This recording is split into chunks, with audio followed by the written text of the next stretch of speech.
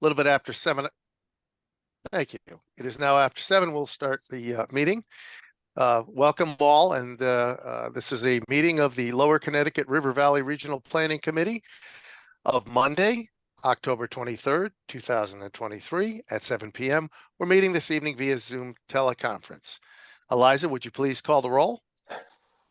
Sure. From Chester, Cindy Lignar is not able to make it tonight. From Clinton, I do not see Alan or Martin yet.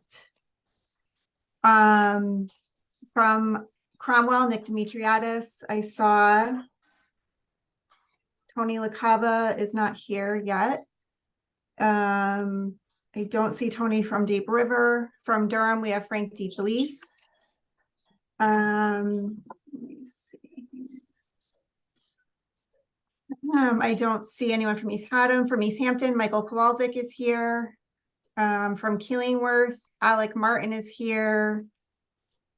Lyme, I don't see Mary or David. From Eliza, sorry, yes.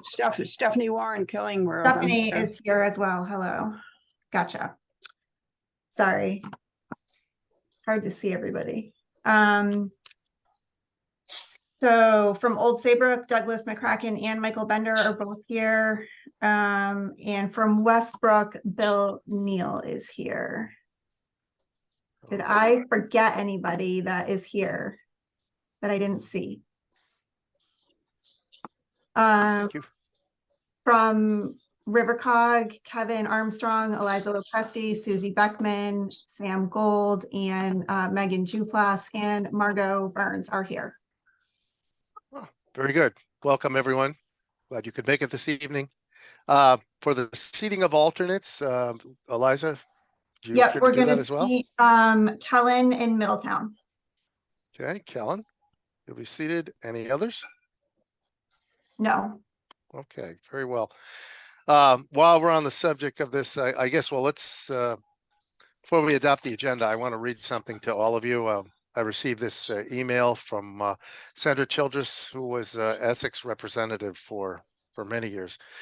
Dear Frank, in March of 2018, Norm Needleman appointed me as the alternate rep from Essex to the RPC, and I was delighted and have continued my enthusiasm to this day. RiverCOG is an amazing organization, community involvement without a trace of politics. Where else do you find representatives of 17 towns who hope to act as influencers, movers, and shakers in accordance with their individual interests, yet with complete altruism? It is now my unhappy duty to resign my seat at your table, so to speak, due to fledgling health. Rest assured of my gratitude for the opportunities given me to make a contribution. Among other things, I learned what I really care about, what pushes my buttons, and that's always a good thing. Wishing continued success to Sam and to the committee under your very capable hands. Warmest regards, Sandra. I think Sandra will be missed by all of us. She's a longtime member and fellow commission member, and I really I know it'll be felt. Her loss will be felt. So I hope that her health conditions improve, and maybe she can join us again. All right. With that, seating of alternates, we're complete with that. We'll move on to adoption of the agenda. Is there a motion? Bill Neal made a motion. Is there a second? Second by Doug McCracken. Any discussion? Hearing none, all in favor, please say aye. Aye. Aye. Opposed? Abstaining? I declare the motion passed. Item number 5, public comment. Are there any members of the public who wish to speak? You can either use the raise hand icon if you know how to do that, or you can flag us down. Anyone in the public wishing to speak? This is your time.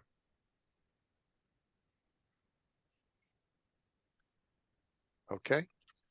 Hearing none, we'll move on. Approval of the minutes of the past meeting. These were in your package. If someone would like to take a minute and go through it, we can certainly give you the time to do that. I move they be accepted as presented. Thank you, Bill. Motion's been made by Bill Neal. Is there a second? Second. Second by Doug McCracken. Thank you, Doug. All in favor, please say aye. Aye. Aye. Opposed, abstaining, I declare the motion passed. Referrals, number 7. Well, Sam, I'm not sure if you or Megan, I think Megan, you would know if you had referrals in the office now, right? Yeah, so we don't have any currently that were recommended for discussion. But we do, based on last meeting's conversation, have a fancy new web tool that we would love to share.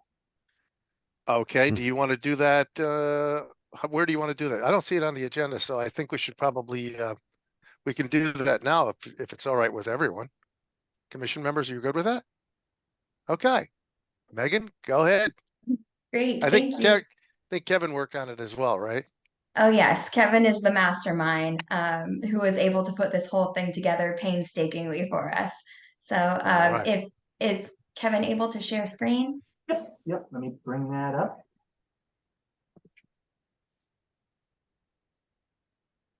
All right. So this is now live on the RiverCOG webpage. It's our referral page. This text was on there already, but we've added to it. So Kevin, if you'd like to scroll down, you'll find it under Regional Services. And we have our referral tracker. Go down here. And so what we'll be doing is as we receive referrals, we'll log them in the tracker and they will be live on the website for anyone to look at, RPC or public.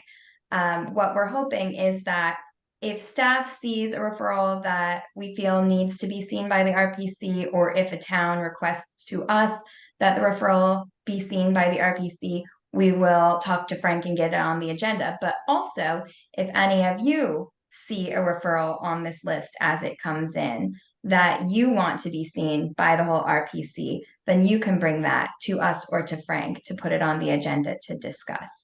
And you'll see the date we received it, the municipality that it came from, a description, whether it's a text amendment or map amendment, a subdivision, so on, the date of the hearing, and then the fanciest bit is a link to all the attachments, all of the application materials that we receive.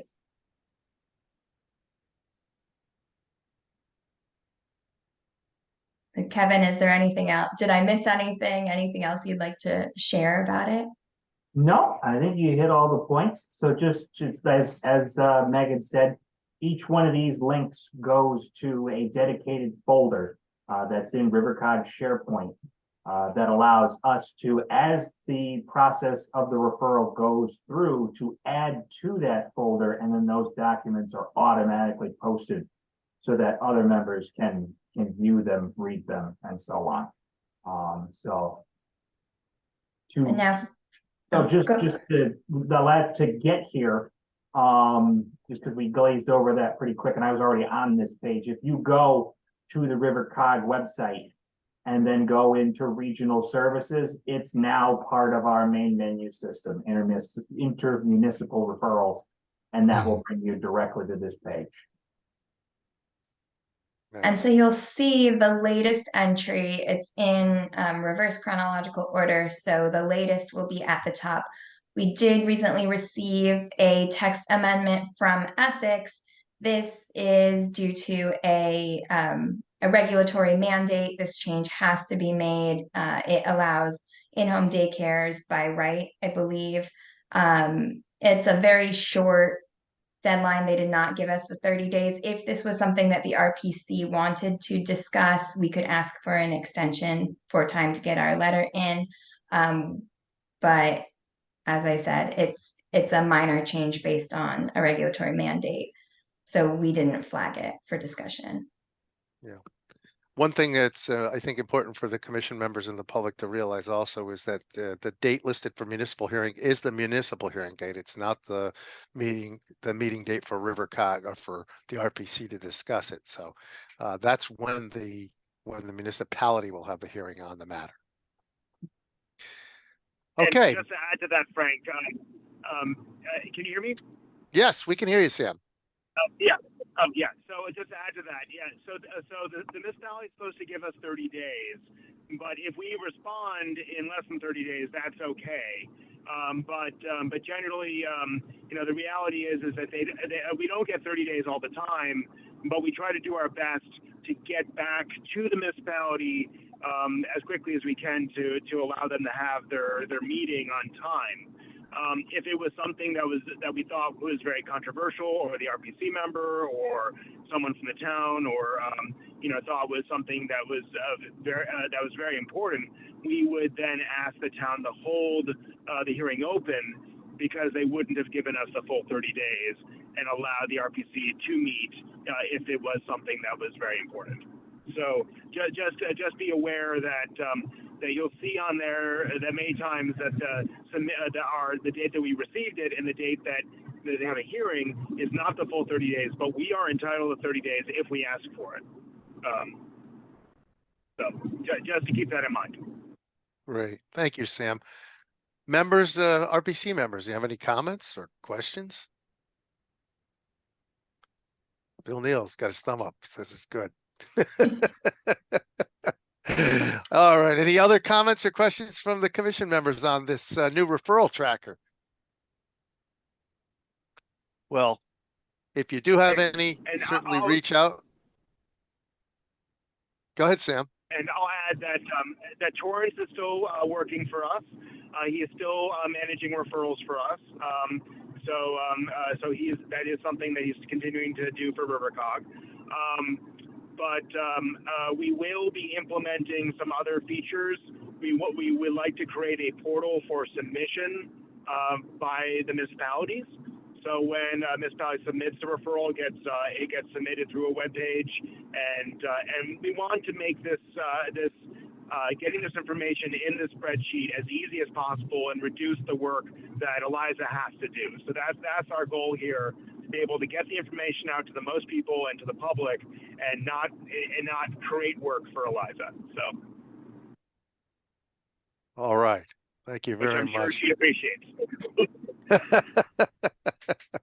This is I think going to be a great help to everyone, to the public, but also to the RiverCOG members. They can just go in and see what's up, see their neighboring towns adjacent, and we'll be, this isn't poured in concrete, I mean, we're going to be able to make improvements as we go along, I think, right, Kevin and Megan?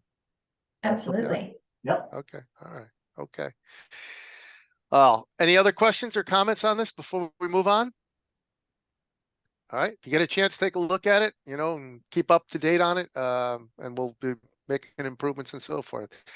Great job, Kevin, Megan, everyone who worked on this, Sam. Wonderful tool, I think. All right. We'll move on. So referrals, we actually don't have any because the one that you said was a short deadline, that's required by state statute. Yep. All right.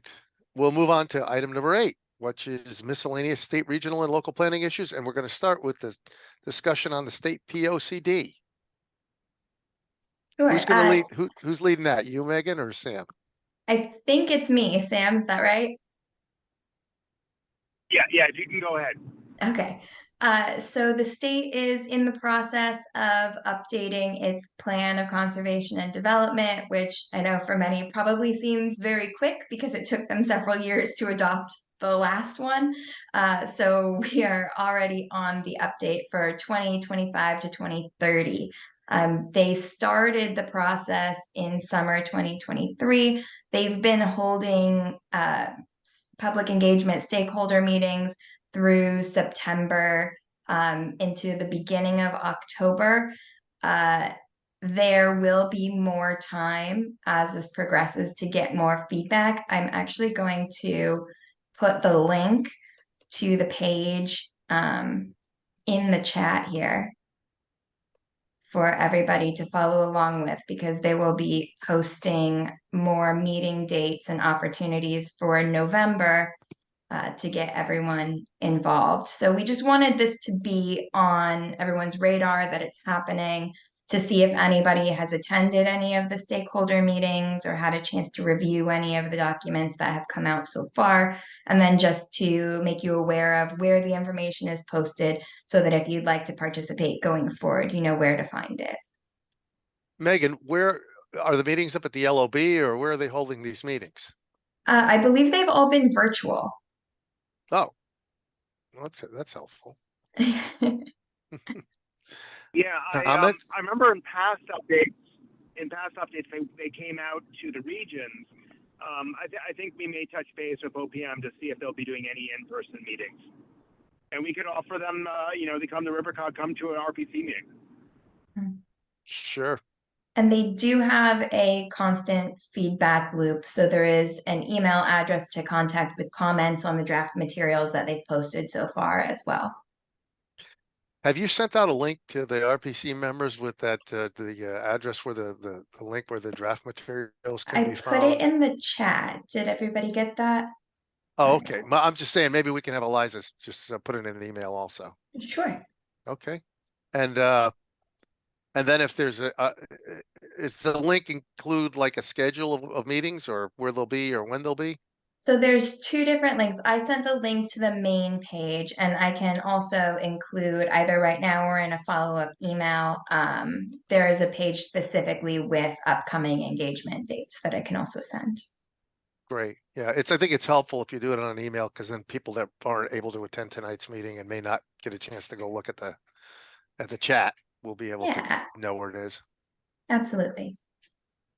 RPC members, any comments or questions about that? Or that state POCD? No? Okay. Actually, one thing I had attended the sewerage subcommittee of the Make Connecticut Better or whatever it was, and there was numerous things about what if we change, how do we do it, how do we get or how do we, if we want data from towns, which they don't really have, the state doesn't know how many septic systems there are or anything like that, or what's working. But my suggestion was, you have this process already, the POCD, and if they expanded the use of that for what towns needed to do, you wouldn't have, as it is now, there's mandates that come down, and sometimes people miss them, and it's through no fault of their own, because there's so many places you need to look and be aware of, and so many email lists you need to be on. If the POCD process was used for a flow down from the state to the towns, it would be efficient, and people would know more about it and maybe respond more to it. So that's a whole thought process, but just I would love to see that be more utilized as a flow down means process. So, Bill, how do you see that happen? And I mean, is this something that the DPH would send to the towns, or because I mean, I know they usually handle sewage, I think. Yeah, that was just an example, but they were saying they don't really, I think they have some paper that they get from towns and stuff, and of course, I was being from aerospace manufacturing, I was amazed they didn't have a database and a means, like we just put together electronic means for people to submit referrals. The DPH is in 1950. I mean, I don't imagine you have to use a quill pen, but it's paper. And Yeah. And the state, I mean, you got a governor that made the money he didn't inherit. The money he did make, he made in a on the internet. So just to me, if there was a more flow process, using the example that we just had, input electronically, download electronically, it could be a process that could be more useful. And if it covered more things, maybe more citizens would be aware of it. I don't really have an implementation plan myself, but it's a comment on the process. Yeah, and it's a really good comment because I can tell you just from recent experience, even if you want to put in a septic system, you go to the local health district, they give you a PDF to print off and you're supposed to fill it out. Yeah. And then they have a paper copy. And that's you know, and with the technology that's available and all, it's not it's just not impossible, and it is impossible for DPH to have any data. Yeah. I mean, they don't Yeah. know what percentage of failures there are. They don't know what percentage are actually getting pumped every year, every 2 years. They know nothing. Yeah. Yeah. It's an They excellent have a point. lot of opinions about why we can't modernize in any way, shape, or form, but they have no data about how it works. Yeah. It's a good point. And Sam, that's just an example. It's not meant to be the oh yeah. Yeah. yeah. Sam, is there any avenue for you to speak to anyone up there in Hartford or at OPM about that? Well, it is. It's never too early to start thinking about legislation and legislative agenda and ideas, because that's, you know, it's really unfortunate that the state has been so slow to adopt information technologies. And on the issue of, you know, septic, public health, and how it impacts housing, this is obviously really clear. You know, many of our municipalities along the shoreline have consent decrees, and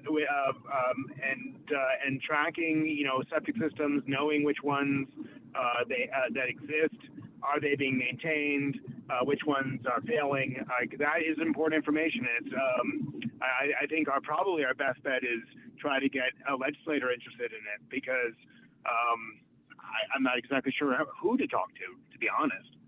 You know, we could send a letter to DPH, but I'm sure DPH knows this, and they'll probably say we need resources. Yeah. Yeah. Right. So, All right. I see a couple hands up. So Debbie, followed by Doug McCracken. Go ahead, Debbie. Hi, and Sam, I'm sorry, I only heard about every third word you said, so if I repeat anything you say, I apologize. I just think, no problem. I just want to make the other members aware that alternative septic capacities, daily capacities have failed, where they've experimented with this in Rhode Island, New York, and Massachusetts. So I think it's incumbent upon us to be aware of this before we were to support something like this. You know, so I'm putting it out there. I don't support a lot of these alternative higher capacity suggestions. It's they've had big messes to clean up, I know, in particular Massachusetts and Rhode Island, so, and New York. Yeah. So if you're not aware of that, please do your homework on that. Yeah, and I think it's the other thing too, Deb, is that the idea of the communications being improved, the alternate systems is only one component of that, but it's a good point you bring up, because there have been failures, and I think a lot of people are aware of that now. Yeah, because we're going to be in the hot seat, because when these systems fail, people are going to be wanting to know how this happened, who approved it, who recommended it. And we're going to be one of those entities that they're going to be pointing at and going, didn't you know it failed in other states? Why would you recommend this? So I think you need to proceed with caution before recommending or supporting this. Good point. Thank you. Doug, go ahead. Hey, septic systems, always a hot topic. Thanks for bringing it up, Bill. But it jogged my memory. I think it was about 6 or 8 months ago, we talked about how there's I believe it was a 50% design factor on leach fields, you know, where you need to oversize them. And when you look at, you know, lot sizes and the financial impact, it's something that would be good for the state to revisit. So would the POCD be a good place to capture that action item for the state to follow up on that? That just to I'm getting an echo in my ear, but the sewerage subcommittee of the make America or make Connecticut better had a lot of those recommendations. It didn't directly recommend alternatives. It recommended capitalizing on the research done by Massachusetts, Rhode Island, and New York, not rushing ahead with anything. And it was in there that the one person did some research. Actually, he spoke to us, Bob. He spoke to us about affordable housing a while back, but looking at the reserve capacity for septics, he polled a number of septic companies and could find none that ever used a reserve location because a primary failed. But those were potential things put in the recommendation. No specific recommendations. It was really to give resources to DPH and to DEP to do the next step. But anyway, my point with this whole POCD was that was just an example that the system should be using the POCD to flow state mandates down to towns, and that was just an example. But anyway, that's what I might be able to come by the recommendation if I could circulate it via Eliza. I'll see if I can do that. But I had a loss of emails a while back. Okay, if you could do that, that would be great. Thank you. All right. Any other comments or questions on this? Deb, you have your hand up? Is that from before? We can't hear you. Just as a reminder, they're looking to overturn the recommendations that the federal DEEP had set decades ago. So I think you need to understand where this is coming from, who wants to change something that DEEP had set as safety standards decades ago, and it's been working. Why are they supporting failed, alternative septic systems? So just look and see who's pushing this. That's all I ask. Okay. All right. Frank, I have a comment. Yes, go ahead, Sam. Just one thing. One thing that I think is interesting here and is probably worth looking at is updating, how much sewage, individual homes are creating now that we're all using low flow fixtures and washing machines and dishwashers. Is the number of gallons of wastewater created, has that declined, and would that allow us to build smaller systems? I think that's a question which should be able to be answered. Of course, the standards are based on the conventional, let's say 5-gallon flush on the toilet and conventional washing machines. And, my assumption would be that we'd be able to build, somewhat smaller systems because we're using less water. But yeah. Can I address that, Sam? Sure. Sorry, I thought you were finished. Go ahead.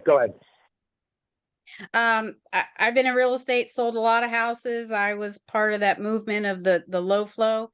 So what happens is it doesn't quite get the job done. So people flush 2 or 3 times as often with low flow. So it ends up being the same water capacity in realistic terms.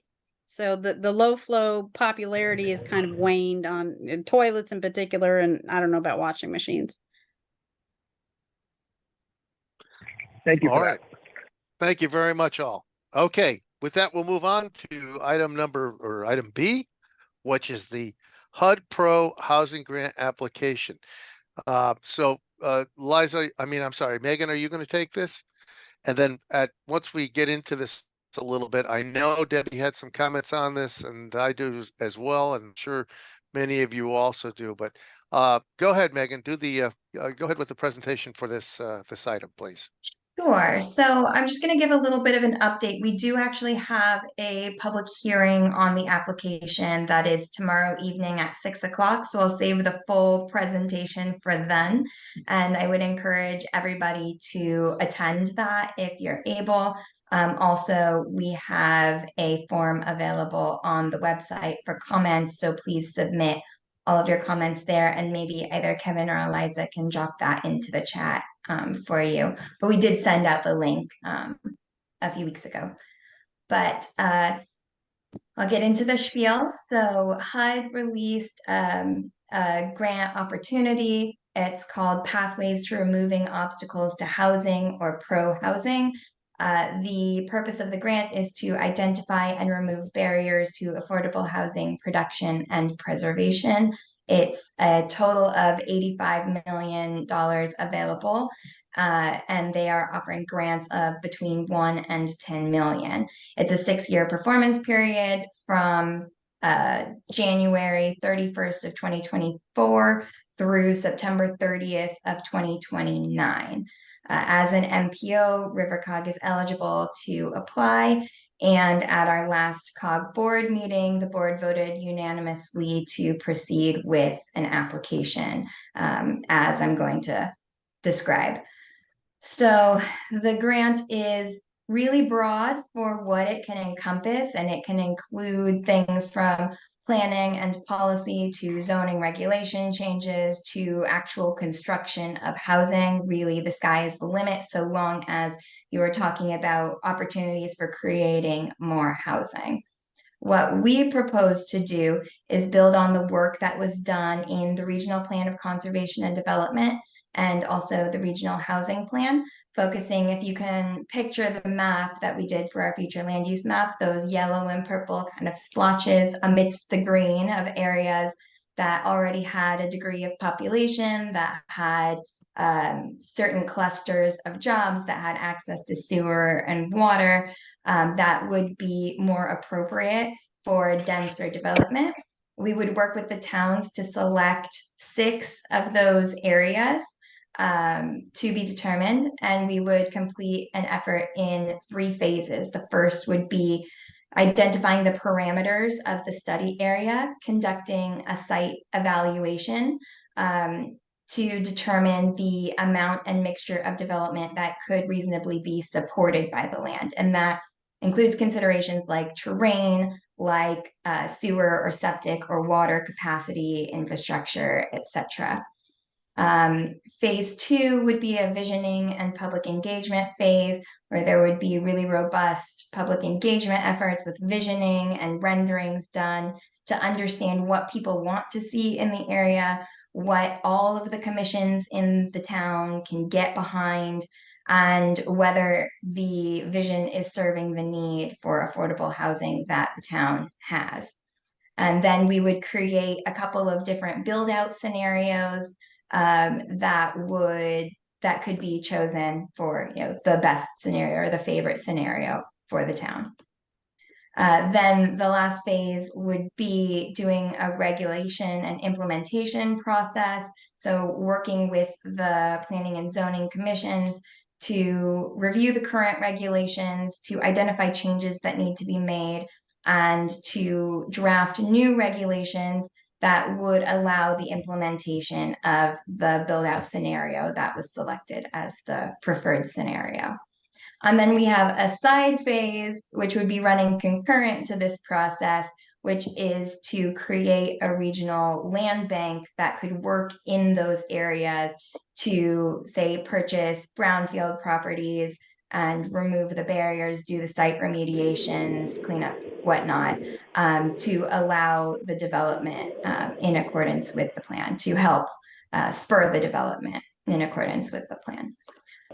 So as I mentioned, we have this application up on the website. We have the application up on the website now. There's a comment form up there. So we are taking comments when we submit the application. We will do a comment and response table like we've been doing with all of the plans. And we are holding a formal public hearing tomorrow evening. It's required as part of the grant application process. So I will be there at the RiverCOG office at 6 o'clock tomorrow if you'd like to come see me in person, giving a full presentation. We would love to see you there. But if you have any questions now. Did you want to show us any of the presentation at all, or is it a speaking kind of a presentation? It's more of a speaking presentation. It's kind of, I just gave you a lot of it, to be perfectly honest. Okay. All right. Yeah. Okay. All right. Hands, we got, let's see. I see Bill Neal, you have your hand up? Oh, no, that's my cursor. I'm sorry. Let's see. Members wishing to speak, and I think, Debbie, did you have some comments on this?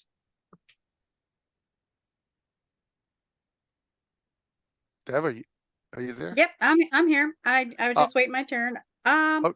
Yes, I just think we again should proceed with caution.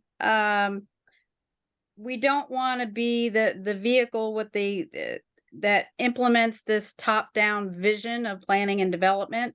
As you probably are all aware, I was in real estate. I was in residential and commercial. I've seen beautiful communities ruined by having, zoning changes. I'm on the local planning and zoning in East Haddam, and I will vigorously recommend we don't support things that will have a state top-down central planning overriding local P&Z, silencing the local public, their ability to speak to what happens in their hometown. So just proceed with caution before recommending, blanket central planning for Connecticut. Okay. Bill, you have your hand up? Yeah, Bill Neal? a couple times you said the town. Are you thinking of ending up with one town, or are you thinking of possibly more than one, or? Definitely multiple. Okay. Sorry, there was supposed to be an S after that, the towns. It's okay. Yeah, we're looking at up to 6, and what we're hoping to do is have geographic distribution. So both sides of the river, north, central, south. And obviously we would not, we haven't selected the sites yet. We are talking with the chief elected officials and executive officials to figure out which areas they might be interested in having us look at. If you have any areas in particular that you think would be great, we would be very interested to hear that as well. But we're only looking at areas that are identified in our plan of conservation and development as being those appropriate for higher density. The Megan, only one do that I understand? Do I understand that open space, if a town doesn't have developable land, that open space will be in play? No, you mean like for development? Consideration for meeting quotas? No, so we're not looking at meeting any sort of quota for anything as part of this plan. And we're definitely not looking at turning open space into housing. Okay, that's not what I've heard, but okay, thank you for putting that on the record. Absolutely. Okay. Other comments or questions from the commission members? So Eliza, have they, I don't know if you can tell us this or not, do you have a good idea of what communities it would be? I think you mean Megan, maybe. Oh, I'm sorry, Megan. I'm sorry. Thank you, Eliza. Eliza probably would know. She has been working tirelessly with me on this grant application process. The only one that we know for certain is Moodus. Moodus, okay. Mm-hmm. That's the only one where we have had full-throated support. Yes, please look here. We need a plan for Moodus. Okay. Are you talking, could you elaborate on that a little bit? Since I represent Moodus? So Irene Haynes told us that she would like the plan done for Moody's, and she has written a letter of support for the proposal for us to look at Moody's. When you say the proposal, could you The grant, go the into a little grant more proposal. Okay, to study doing what in Moody's? To do the planning effort What does that mean? for the pro housing grant, the 3 steps that I described, where we'll do a site analysis for the area, we'll do community outreach, we'll draft a Can plan, you we'll do can you send me a scenarios. is there any detail that you can share with me? Because I'm not privy to Of course. that level, I guess. So that's the grant application. We don't have funding to do this yet, so we don't have the grant. The grant is not due until the 30th. The application is up on the website right now. So if you want to go look at the application, Eliza sent out an email with a link a few weeks ago. And I would just And like to understand what, I guess I haven't talked to Irene. I know they were talking about maybe doing residential on top of retail, but Mhm. I'd like to have more information on that. well, we Since don't we're have any asking- plan yet. So that's what I'm saying. This is an application for the grant. So HUD released the notice of opportunity for funding for the grant to do these plans. The plans are going to look at the land capacity. They're going to do kind of a site analysis, public engagement, a visioning process with community engagement, working with all of the commissions to develop a land use plan for the area. Residential or mixed use, and which site are we talking about? Because Moody's is kind of a big area. We certainly don't have that level of detail yet. So that would all be determined throughout the process if we even get the money to do it. Yeah, I mean, it sounds like that's I'm the on point. plan- It's a grant. It's a grant to identify these areas to do the studies, but I don't think there's anything that's concrete yet, as far as No, I can see. I'm on absolutely not. planning and zoning. How do I not know about this? I don't know. I Yeah. don't have an answer for that. I mean, should I know about something like this if I'm on planning and zoning and you're talking about my town? Yeah, through the chair, Frank, through the chair to Debbie. This is Kellen from Middletown. I think that it's Yeah. okay that Kellen. yeah, you may not know Yeah, about this good, particular Kellen. item. Just as a planning and zoning commissioner in Middletown as well, I just have a lot of trust for our land use department, and also, as conversely, it sounds to some of your ideology on local governance.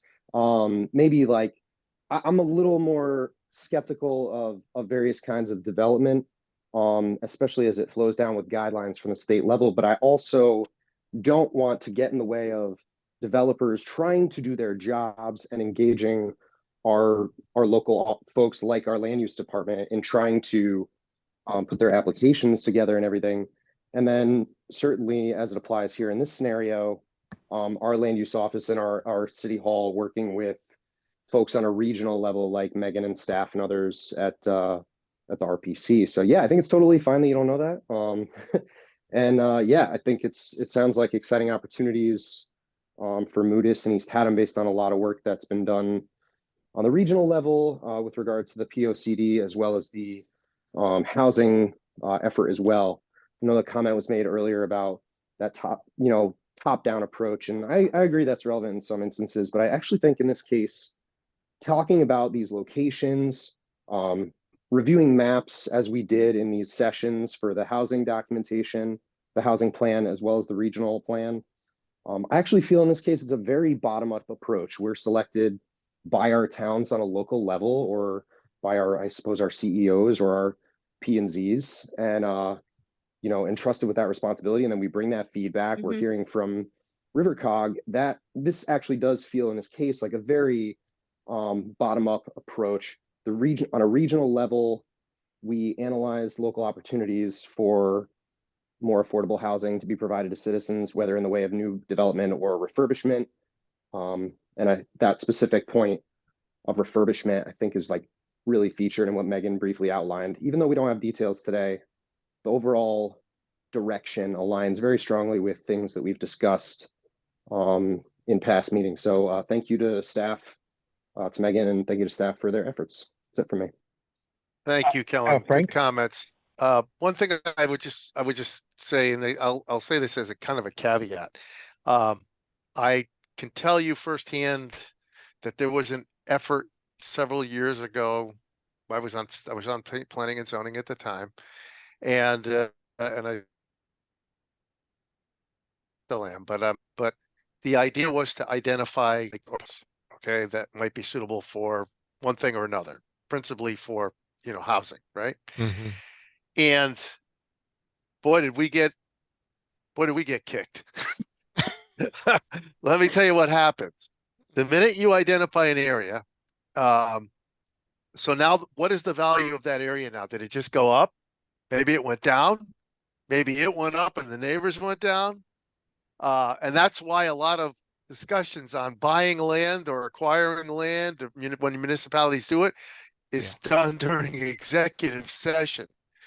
The minute you publicly say, oh, this is the place we're thinking about, the price of that property probably just went up. Doesn't Right. mean he Okay, can't good do point. it. Doesn't mean he can't talk about it. And then, of course, we heard from the landowner, because maybe we identified a parcel and they didn't have any interest in selling it or developing it. They wanted just to keep it the way it was. And here comes the townspeople, trying to be good natured and do the right thing. And they're basically looking at their parcel for something that they never intended to do with it. So this is a really dicey area you're getting into with identifying areas. I'm not saying there isn't a way to do it. And I think the idea is a good one, but I don't know if it's something that you want to bring out into the public until you've really vetted what it is you want to do and where you want to do it. Okay, Sam, did you have a comment? Frank? Yeah, I just wanted to just respond to the comments about Moodus. So we have been working with the first selectman in East Haddam on previous grant applications. The town had put in an application to the Thriving Communities program, and what I understand of what the first selectman is trying to do is come up with funding or support to do a planning effort around Moodus, to revitalize Moodus, and to have the facilitation to be able to come up with a redevelopment plan for the village of Moodus. That effort of hers to support planning in Moodus is not a workaround of planning and zoning in town. It's really just, let's get support from outside, and that support being funding and technical assistance. I'm sure that she is not trying to step on planning and zoning's toes and circumvent your important role in doing that planning and doing the land use regulation. She's really just looking for the outside funding and to make planning and Moodus possible. So I think that's, I can't put words in Irene's mouth, but I think but I encourage you to follow up with her. I don't think she is looking to make any decisions about Moodus. Just try to find the resources to help support additional planning for that portion of town. Right. I know there's an economic movement to revitalize Moodus as far as retail and bring business back, and maybe have mixed use with some apartment living over retail space. But I wasn't aware of the identifying property for HUD purposes. So this meeting is, Megan, this meeting is when? Tomorrow at 6? Tomorrow at 6. Mm-hmm. Okay. And So it's hybrid. So if you want to join by Zoom, you can. It'll also be in person at the office. All right. A question, is this a situation of just a look-see to see if something is possible? Well, hopefully we'll end up with a plan and regulations at the end of it. The reason we haven't identified specific sites yet and specific development is because we want to make sure that we do that hand in hand with the town. Mm-hmm. So Yes, the first stage will be a look-see to see if anything is possible and to identify what is possible, because based on our regional plan of conservation and development, we already identified general areas from a bird's eye view where we think things are possible or should be possible. So we're going to do a little zooming in and hope that we're right, and then keep taking it a bit further from there. And the initiation of this situation comes from RiverCOG or from the town contacting you? It's both. So the board as a whole voted to approve pursuing this grant, looking at up to 6 areas. The only person that from the town that has told us, yes, I have a specific area for certain that also aligns with our regional plan of conservation and development was Irene Haynes. But we have heard from other towns with other ideas. They just didn't necessarily align with the areas we identified in the plan. So we're not necessarily pursuing those. So it's a back and forth. We've reached out to some towns based on areas identified in our map and things that we know where towns are looking to have more development. But also towns have approached us based on our discussions at the board. Okay, thank you. All right. Can I ask Megan to just refresh my memory, because I just want to be clear on what the grant money could be used for. Is it multi-use,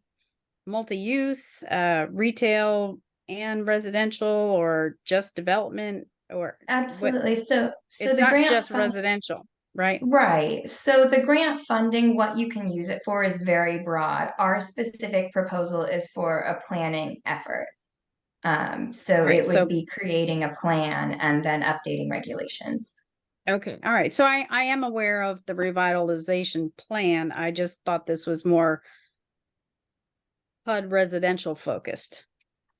Yeah, so you have to, as part of the grant, show that you are providing more opportunities for housing than what currently exists. But it's not specific as to how much or what kind of housing you need to be providing. So our proposal follows along with our plan of conservation and development recommendations. Okay, All all right. right. Thank you. Stephanie, go ahead. Yeah, just a point in Killingworth, one of the things that happens is we're also supposed to have a certain amount of open space. If that open space is under our land trust, it's open space in perpetuity and you cannot develop it ever. Yeah. And the same thing is true of certain conservation easements. So the fact that a town may have open space doesn't mean that it's always available for development. Yeah. Good point. Thank you, Stephanie. Yep. All right. If you're interested in further information, tomorrow night, 6 p.m., Megan, is that right? Yes. Yep. Okay. And you can join via Zoom. All right. With that, we'll move on to C, reminder of land use training opportunities. Sam, are you taking this? I think I can probably. No, I think Elijah can. Yeah. Eliza, go ahead. So I just want to remind everybody on the 30th, which is, I guess a week from today, which is fast. At 2 o'clock, we're doing the basic training for land use. It's 1.5 hours towards that training that you all will need to do eventually. And that's going to be put on by Clear. We're hosting it via Zoom, but Renata at Clear that came to speak to us a few months ago will be hosting that training. So I believe you should all have that link, but I'd be happy to send it around again if anybody needs it. Yeah, can you send it around? That'd be great, especially, Zoom. That's good. Yep. Yeah, thanks, Eliza, for the Thank nudge. you. Yeah. All right. Very good. Is there anything else on reminder of land use training opportunities, or that's it, Eliza? Well, she did have another, my video. So she did have another training coming up on the 8th, but that's full. I mean, the 28th, but that's full. So that one was the all-day one that would have satisfied all the credit hours that you need, but I know she's got quite a long waiting list already.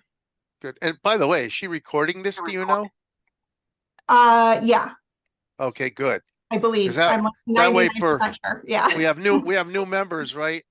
After the election, if it's recorded, they can sit there and watch it or whatever and get their credits. Yeah. Yep. And if you go to the Clear website, she does already have some videos up there that you can watch in case you can't do any of those. So that already is existing.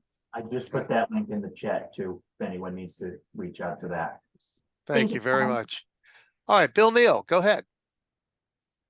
Yeah, I was just gonna say it's all the old Clear trainings are on the website, and it's easy to use and they're good. And my understanding is the requirement is the calendar year.